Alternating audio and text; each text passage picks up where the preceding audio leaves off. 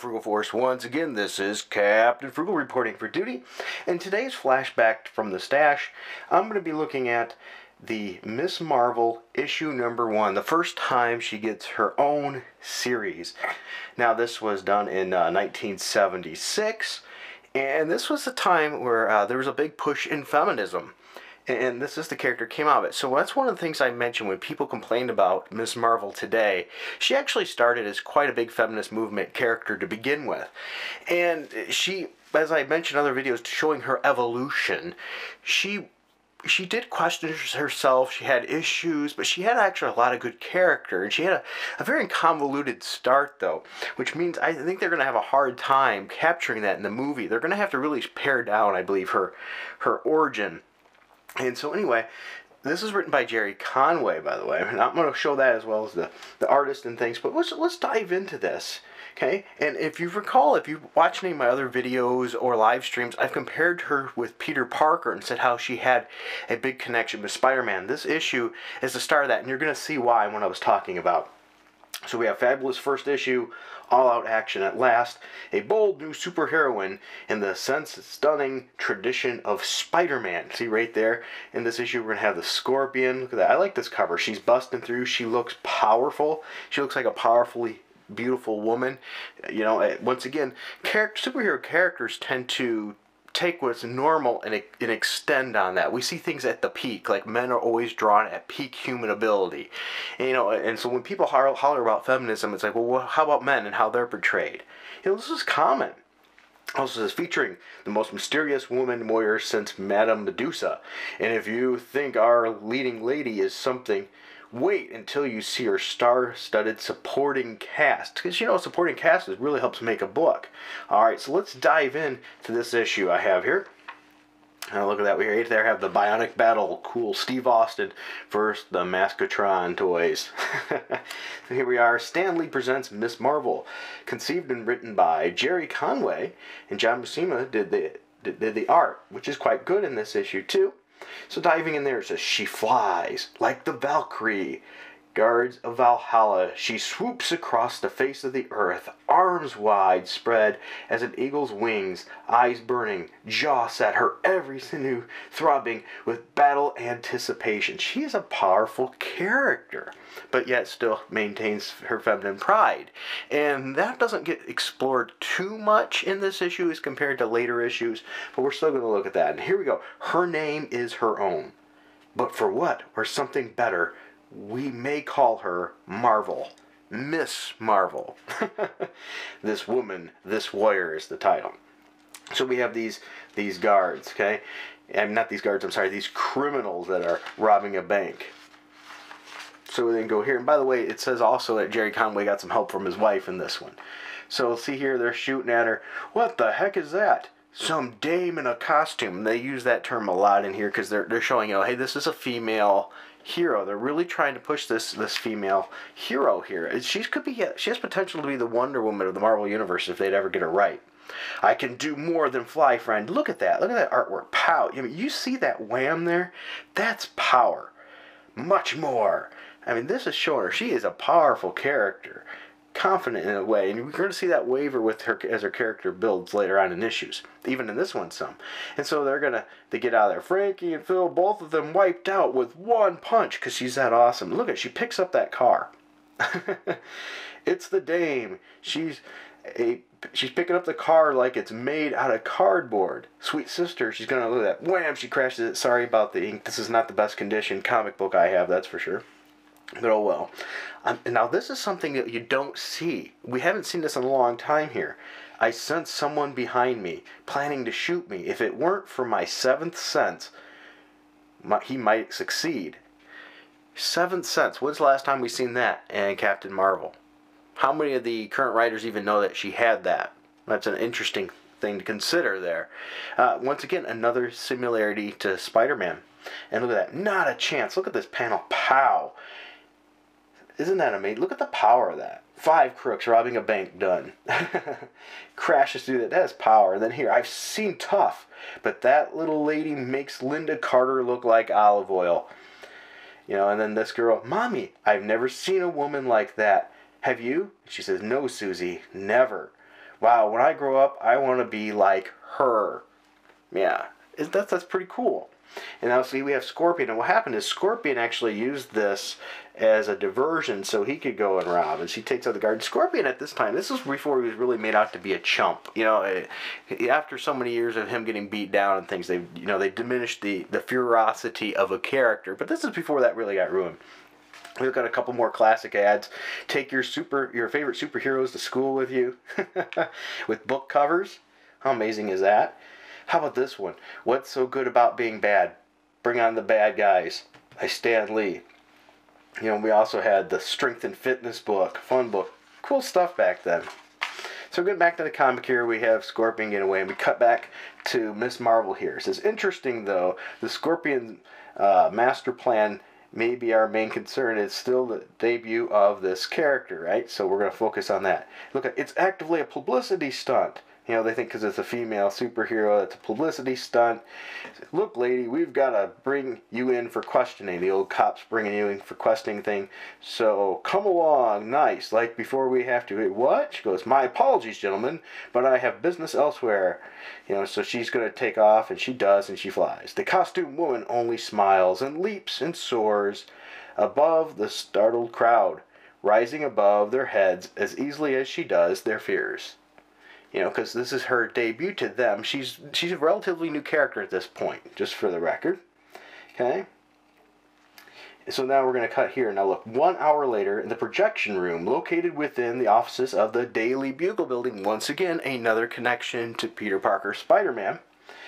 Which is, that's an anchoring technique. It was a smart technique. If you introduce a newer character, link them to a popular character to help get them known. And so what they did is they tied her supporting cast with Spider-Man's. A good move because people are comfortable in new Spider-Man's cast. So you're not introducing something entirely new. You're giving something that people are used to and then introducing something fresh within it to build. This is an anchoring technique, a very smart technique for introducing new characters. Notice there was no need, you'll notice there's no need to diminish the pre-established characters to make this character look good. You just show how they can correlate and get along. Alright, so let me get this straight, Mr. Jameson. You want to hire me as an editor for a new magazine called Woman? Is that, you know, and you want my first issue to be an expose of her. So Carol Danvers, he's like, right. He wants to hire Carol Danvers, and he wants the first article to be an expose on Miss Marvel, you know, herself, which is cool. Sort of, once again, a Spider-Man kind of thing of Peter Parker taking pictures of himself. Lately, with the Bugle sales being slow, I haven't had the time to devote myself to our magazine department, particularly our women's magazines. And let me tell you, Miss Danvers, it shows. Marvel, take hints. Maybe you need to pay more attention on your products, right? Articles on Women's Lib, interviews with Kate Millett, stories about careers for women. Yuck. She's like, yuck. So once again, here's that feminist stuff that you get a lot during this time. Exactly. The way I see it as a woman's magazine should have articles that are useful, like new diets, fashions, and recipes, things like that. So how does this new superheroine fit in? Under fashion? Nah, that's something else, something more important. I hate superheroes, Miss Danvers. Hate them. So she says, so you want to hire me, and you want me to edit a woman's magazine your way, including a feature on the Superwoman. Okay, Mr. Jameson, what about my salary? It's like, salary? Sure. You know, weekly paycheck, and so then they discuss that, and it shows a little bit of her business acumen. She doesn't just fold under him with the money. It's like 20,000, she's like 30, 22, 30, 25, 30. See, she's being strong about this. Okay, it's amazing. And one more thing. One more, Jonah. My name is Miss Carol Danvers. And as far as diets and recipes go, you know, in that magazine, forget it. So she's always had a little bit of that kind of streak in her. So as I told people, that's not completely out of character there. But there's other factors of her that just doesn't make sense in the current today's books. So here we're going to skip these. So slap into a Slim Jim. Here we are at another page here. All right. So that's the great and powerful J. Jonah Jameson. some raging tiger he turned out to be. So in other words, she goes, hey, it wasn't that much of a rager like that, that was painted as. Carol, my dear, that may be the beginning of a beautiful friendship. Then we see here, you're Carol Danvers, aren't you? And you guess who that is? That's MJ. Why? So this is her, we're going to see that here. Is there a warrant out for my arrest? And we see here, hey, no, I once saw your picture in Rolling Stone on some article you wrote about Diana Ross. And then she goes, Petey? Yeah, that's him over there. Say hello to Lady Pete. So once again, we have that connection there. And we also have the friendly connection with MJ. See, Pete as in Peter Parker, the news photographer who was nominated for last year's News Guild Award. That's my Petey. Say, wow, can I talk with you a minute? So see, we got the bonding going on. We're using the back, the back characters for Peter Parker to make this character stand out more, to integrate her into the universe more by not shocking us with too much change all at once. And it's nice because that's one of the great things about a built universe, that it's actually written well, and that's where continuity matters, and good editors to make sure they understand these characters and to integrate properly. So meanwhile, we have the Scorpion there talking about his heist, and he's going through the security, and he gets here. Ah, Gargan, I see that you've kept your schedule. My congratulations. I didn't expect you to be so precise.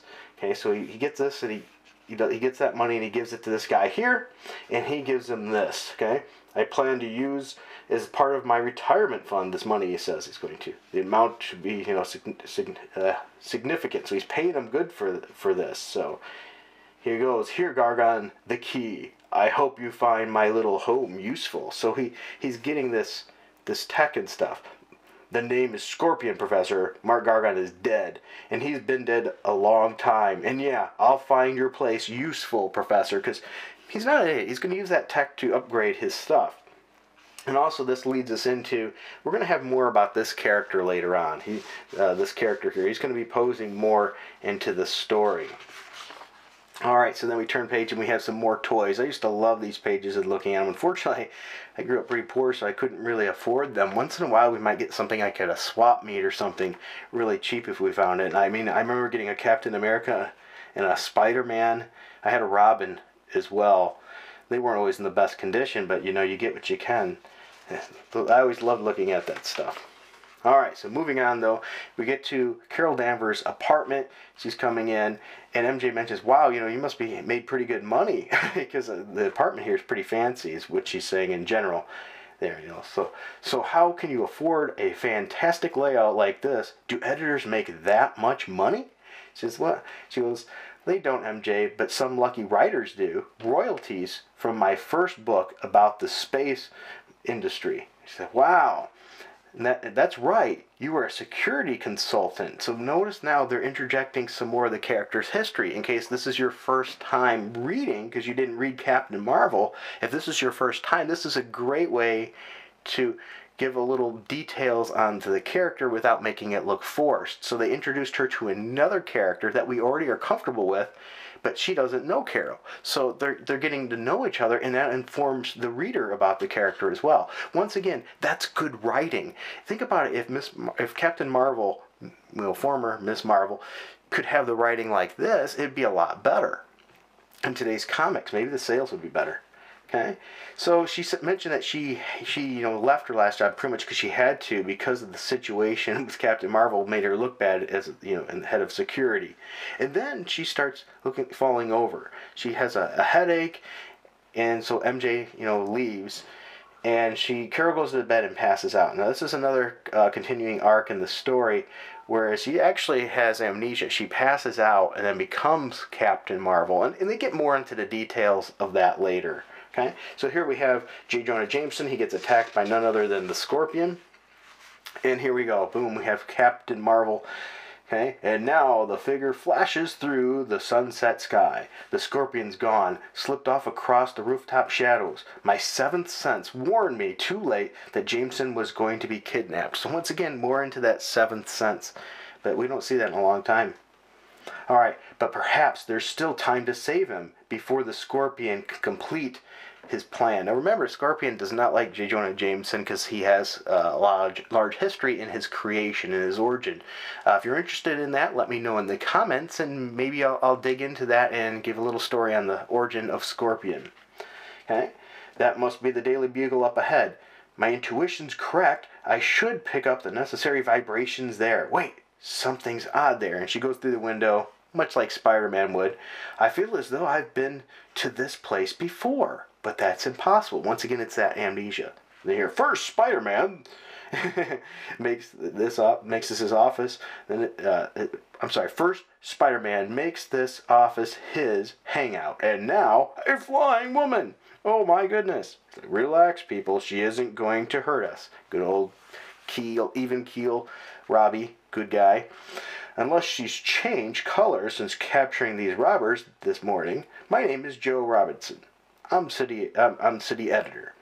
So, because she asks his name, and so they exchange that once again. Maybe you're not even familiar with the Spider-Man back history, so that's going to be a way to introduce that character. And then we get a little bit of talk here about the Scorpion. I sense the Scorpion carrying Jameson, bringing him somewhere deadly. I mean, we don't get anything like that with her anymore. It's a power pretty much not used. And so she's on her way to save this man's life. Okay, and so we move on and we get to here and we have J. Jonah Jameson being hung up over a vat of chemicals, you know, classic evil kind of stuff. You know, and future graveyard of J. Jonah Jameson. In other words, you know, gotta sign it up, write it up like he's in very big trouble. He's going to die here. Why, you mad fool, why? I offered you everything. Money, fame, a membership in my private club. Yeah, I hate you, but, you know, I'm going to take a membership to your private club. Why do you want to kill me? Because I don't like you, Jameson. Because I hate you. Look at me and see if you can understand. You see someone powerful, right? Someone with more strength than most people know in a lifetime. But when I look at me, I see a freak. This isn't a costume, Jameson. It doesn't come off. See, there we go. There's the hatred there. Remember when I was just a crummy private investigator? And they get into the history of him and J. Jonah Jameson here. I'm not going to go cover in depth there. Okay, here's our subscription page with the issues that you can subscribe to. Okay. Some more books and fun advertisements. Okay, so here we go back there. Scorpion's chatting.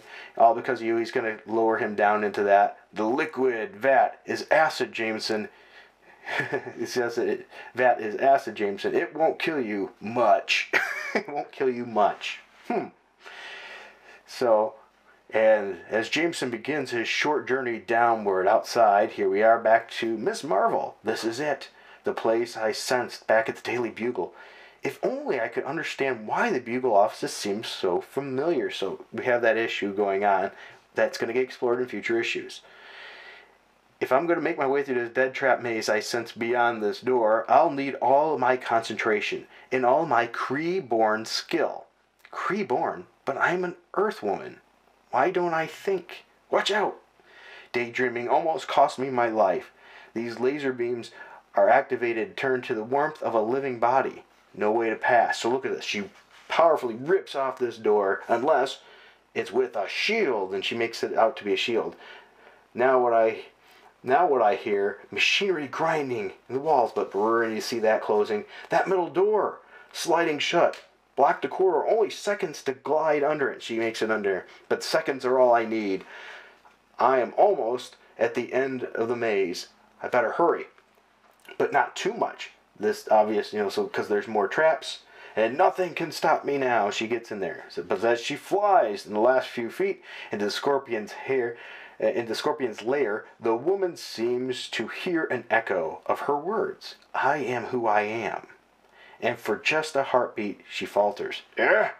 Who on earth are you? Scorpion? That's a better question than you know. Because she's not 100% sure at this point either. Once again, this is very early in this character. This is her first issue, just after the Captain Marvel part. And so here we have J. Jonah Jameson. Whatever you are, whoever you are, get me out of here. What's happened to your anti-superhero crusade, Mr. Jameson? Once again, here we have another Spider-Man connection. the hero saving Jonah, J. Jonah Jameson hates superheroes. And this went on for years. I recommend reading the Spectacular Spider-Man under Chip Zdarsky's last couple issues that he's done. Right, the one right before the renumbering, he gets a great story about him and Spider-Man in the issue of their relationship. Cut from lack of funds. Just stay where you are, and I'll be. Oh, and she's hit. I've done it again. I let myself get distracted. That's a common thing, with superheroes. The distraction, she falls there. Scorpion's taunting her some. Okay. Thought you'd knock me unconscious? Didn't you, stupid broad? I'm tougher than you or anyone. So there we are, a little bit of that feminist kind of talk because they're pumping up female superhero. And as I said, that's not exactly, was not uncommon. So I don't pick on the current book too much for that kind of stuff. But as I said, where they go wrong by her character. And maybe I'll let you live.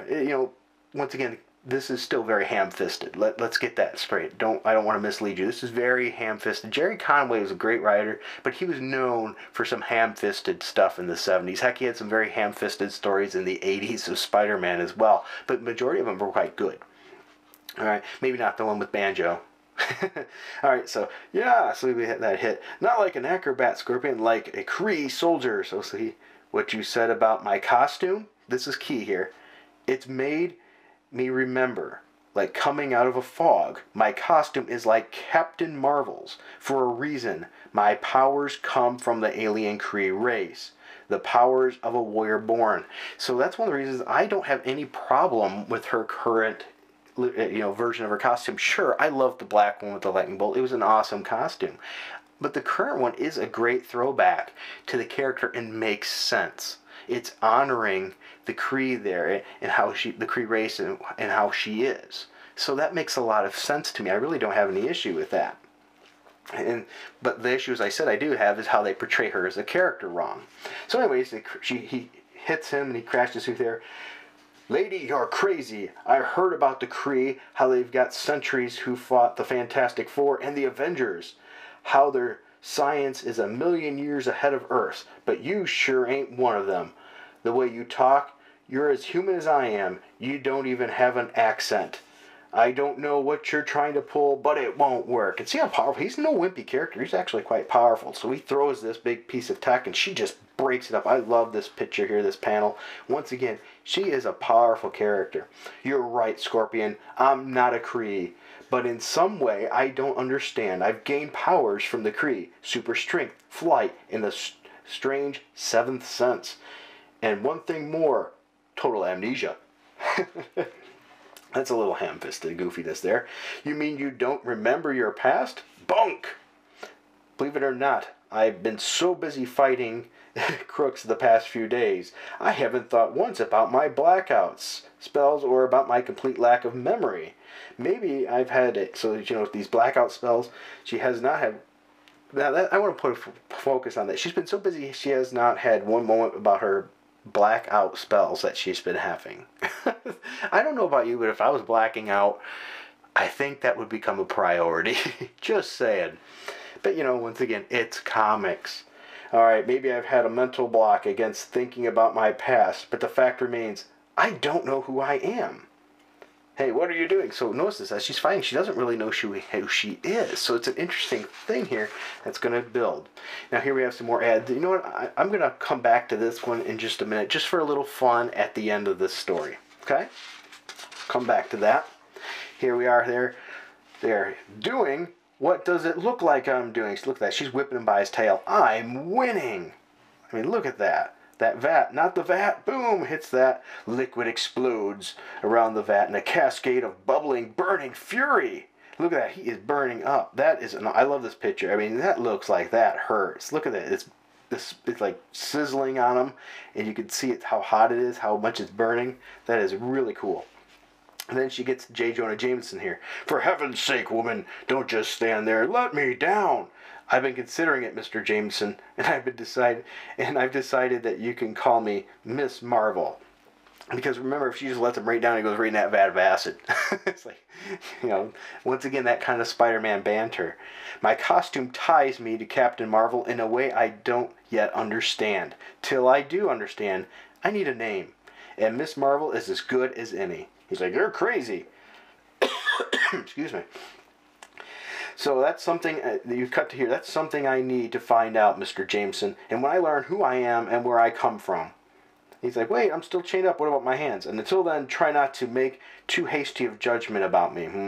Which is funny, because if I didn't know who I was and stuff, I don't think I'd be broadcasting it to everybody. Just not a good move. And then we have the epilogue where we cut back to the offices of the Daily Bugle. I want an expose on that Marvel dame, and I want it started now. Nobody can make a fool out of J. Jonah Jameson, especially not a woman. Ham-fisted. Ham-fisted. They're big time. Once again, this is a highly feminist era, and they created this character with that, so there's going to be some expectations. I'll do what I can, Jonah. Still, she's more of a mystery than Spider-Man. Don't ever mention that name in this office, ever. Get out. It's like, whoosh. So much for Jonah being the pussycat that so she realizes, okay, that he is not an easy guy to deal with after all. Whatever it was, it sure made him mad. If it weren't for Jonah, no. Remember that she doesn't know that she's Miss Marvel right now. That's why, a little disconnect there. Okay, this office would be a really nice place to work without J. Jonah Jameson. Go figure. So she's back in there. Strange. When Jonah mentioned Miss Marvel just now, I felt a weird chill. And, as if I stepped on someone had stepped on my grave, like those blackout spells I've been having.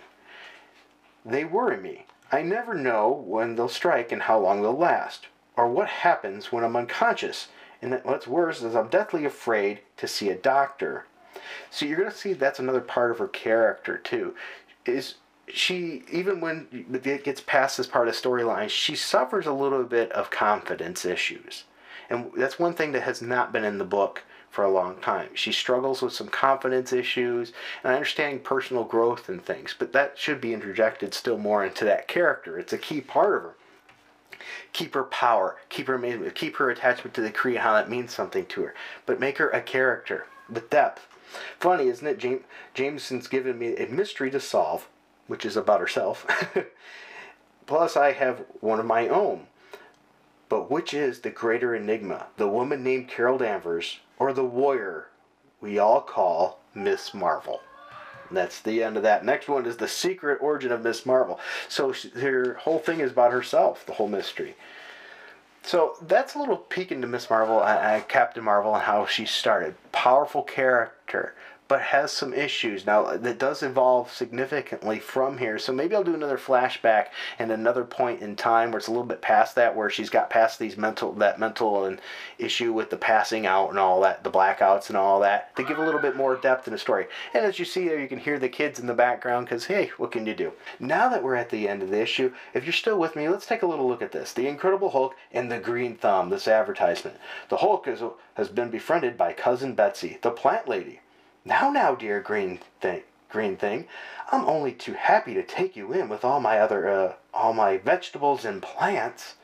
Hulk no remember now how he got here, but Hulk happy finally find place where Hulk can find peace, a nice cool shade plant to sit under. Remember, Hulk only wanted to really be left alone. It was key in that period. Ah, my beautiful plants, my beautiful gang, that fine specimens you are.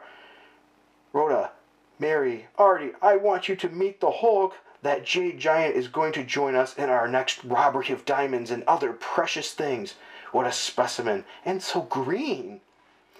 Hulk no join strange plants. Hulk no like plant or like people or plants. Hulk want to be alone.